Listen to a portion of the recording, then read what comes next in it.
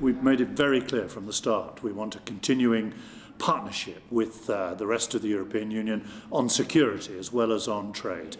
We face threats across the continent that affect us in Britain. Threats from terrorism, mass migration, piracy on our trade routes. So it's vital that we continue the cooperation. We've set out today proposals as to how we will continue with our armed forces to work with the rest of Europe in dealing with the overall security position of the continent. No, this is not a negotiating tactic. It's too important for that.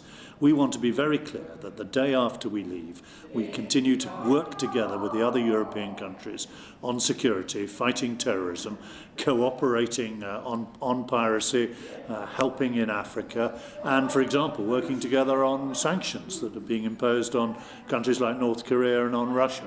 We need that security cooperation. We've set out our proposals as to how we see it working today.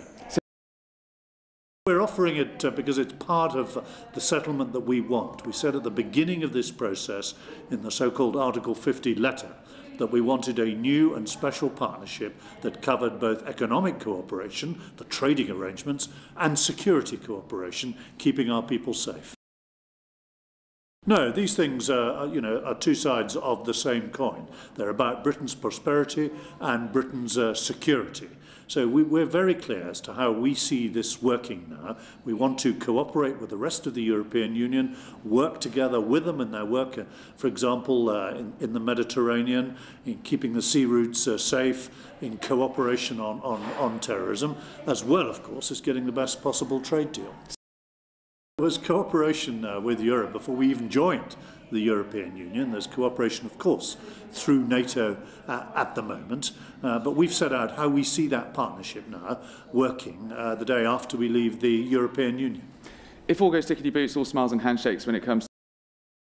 Well, we already at the moment have our ships working in a European mission to deal with piracy off the Horn of Africa, for example. There's already a mission in the Western Balkans to make sure that there isn't further conflict there. Now, these are European missions, but they're in our national interest as well. So we will look at each of those and see how we can contribute our own armed forces to them, where it's in Britain's national interest to do so.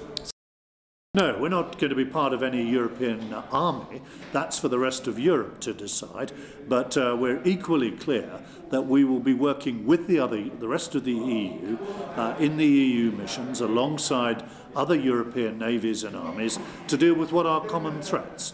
The threats to Europe are threats in the end to us in Britain as well, whether it's terrorism, the challenge of mass migration, piracy on the high seas. These are things that affect us as well as the rest of Europe, and they need to be tackled together.